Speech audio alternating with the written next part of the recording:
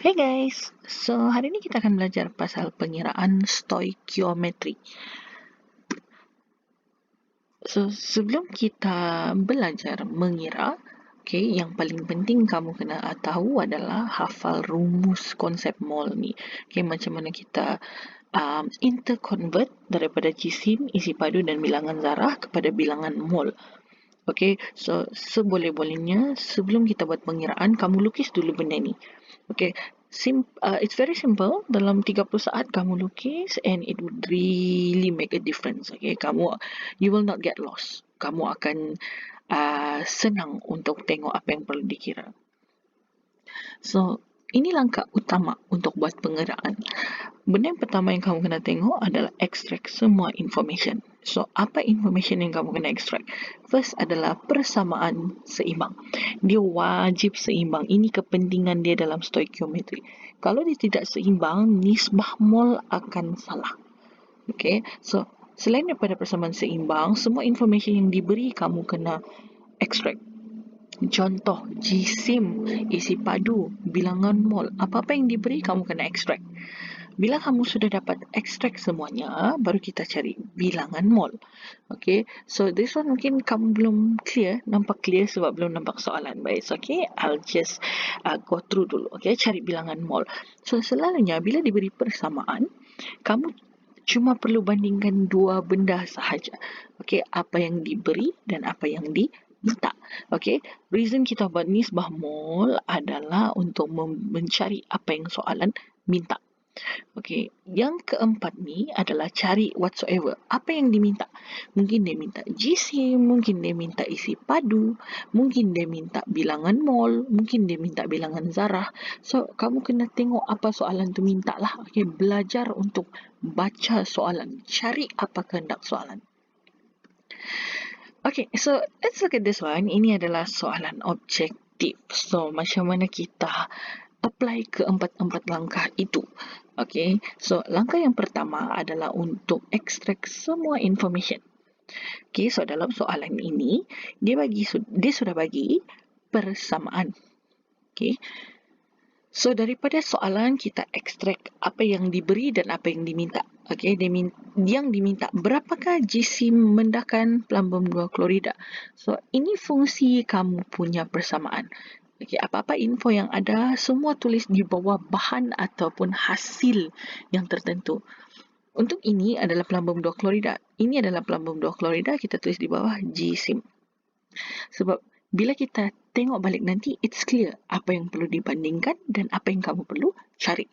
Okay, kita baca soalan. Berapakah jisim mendakan plumbum 2 klorida yang terhasil apabila 200 kubik sentimeter larutan natrium klorida 0.1 mol per kubik desimeter bertindak balas lengkap dengan larutan plumbum 2 nitrat berlebihan.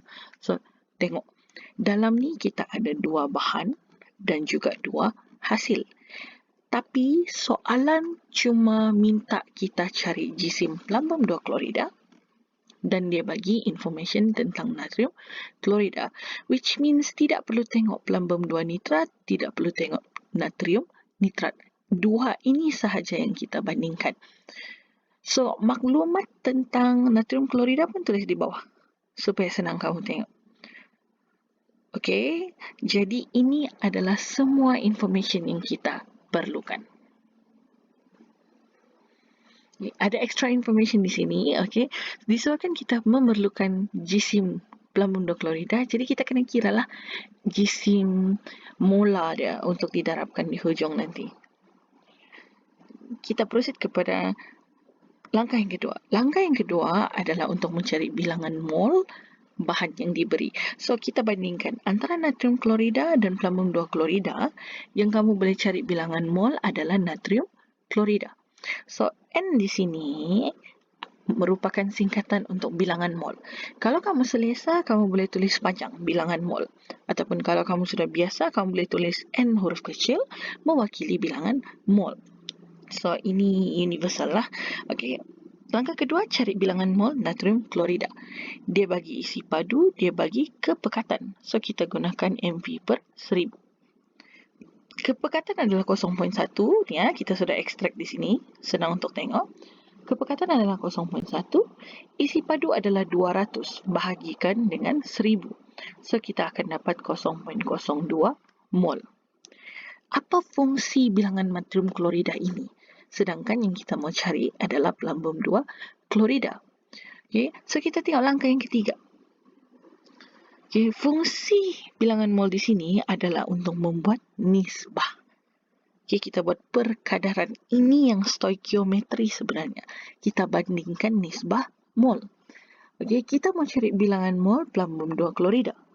Yang kita ada adalah bilangan mol natrium klorida. So, kita masukkan ini ke dalam. Okay, and then macam mana kita dapatkan number 1 dan 2 di sini? Ini adalah nisbah dia. Tengok, pelambung 2 klorida. Tiada number depan di depan pelambung 2 klorida. So, kita anggap dia sebagai 1. Natrium klorida ada number 2. So, that is why dia 1/2. Kita buat perkadar nisbah mol. Okay, so, bila kita masukkan bilangan mol natrium klorida yang sudah dikira, kita akan dapat persamaan macam ni. So, 0.02 bahagi dengan 2, kita akan dapat bilangan mol pelambung 2 klorida 0.01 mol. Okay, so ini yang kita akan gunakan untuk mencari jisim pelambung 2 klorida. Ini langkah keempat. Carilah whatsoever yang diminta. Okay, tapi dalam soalan ini, dia minta jisim. So, kita gunakan di sini.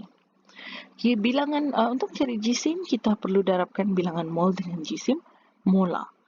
Kita ada bilangan mol 0.01, kita darabkan dengan 278. 278 ni kita kena kira. Berapa jisim molar untuk pelambung 2 klorida? Okay, so bila kita darabkan, kita akan dapat jawapan 2.78 gram. So, jawapan dia adalah A. Cuma ni, Madam mau highlightkan di sini, nombor 3. Okay, kadang-kadang student akan tanya, siapa yang kita letak di atas? Mana satu yang kita letak di atas, mana satu yang kita letak di bawah?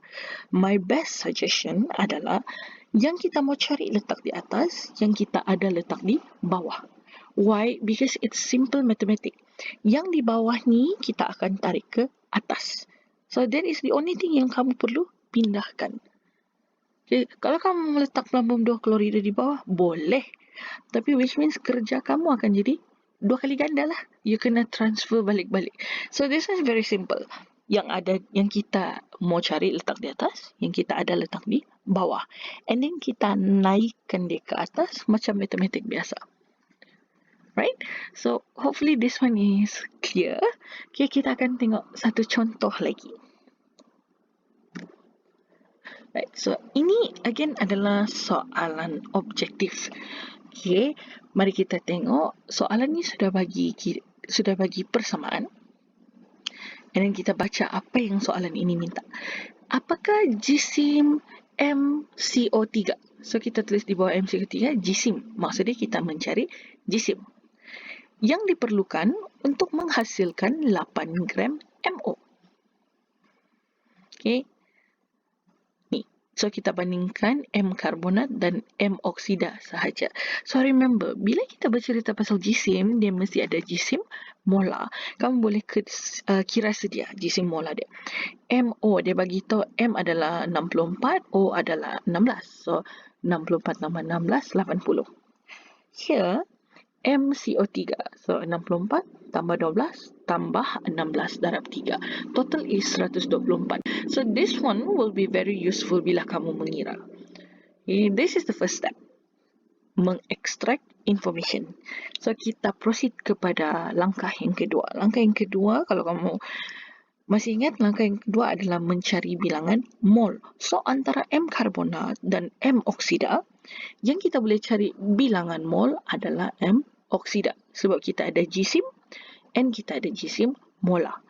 So, kita bahagikan jisim bahagi jisim molar 8.0 bahagi dengan 80. Kita akan dapat bilangan mol M oksida 0.1. Okay, ini kena praktis. Okay, yang kita mau cari, kita letak di atas. Kita mau cari bilangan mol M karbonat. Yang kita ada adalah bilangan mol M oksida. Okay, so this one is very simple sebab memandangkan dia nisbah dia satu kepada satu. Okay, macam mana mau cari satu kepada satu? Kita tengok nombor depan MO tiada, so which means dia satu. Nombor depan M karbonat pun tiada, which means itu pun satu. Jadi kita boleh assume bilangan mol M karbonat sama dengan bilangan mol M oksida, which is 0.1 mol. Okay, so kita sudah ada bilangan mol, kita ada jisim molar. So untuk mencari jisim M karbonat, kita darabkan bilangan mol dengan jisim molar. 0.1 darab dengan jisim mol yang kita sudah kira, 124. Dan kita akan dapat 12.4 gram. So ini jawapannya. Okay, so kita sudah tengok dua contoh. Okay, kita sudah tengok dua contoh. So I'm really hopeful yang kamu boleh faham. Okay, tapi untuk yang masih ada masalah, kita boleh tengok satu contoh lagi. Okay, ini contoh soalan struktur. Kalau tadi objektif, dia ada pilihan jawapan. This one adalah soalan struktur. Cara yang sama. Okay, soalan ni dia sudah bagi persamaan seimbang. So, senanglah di sini. Okay, baru kita tengok soalan. Hitungkan jisim zinc. Kita mau cari jisim zinc. So, kita tulislah jisim di sini. Diperlukan untuk bertindak balas dengan asid hidroklorik berlebihan untuk menghasilkan 6 kubik desimeter gas hidrogen pada keadaan bilik. Okay, so dia minta cari jisim zinc dan yang diberi adalah isi padu gas hidrogen pada keadaan bilik. So ini information kita.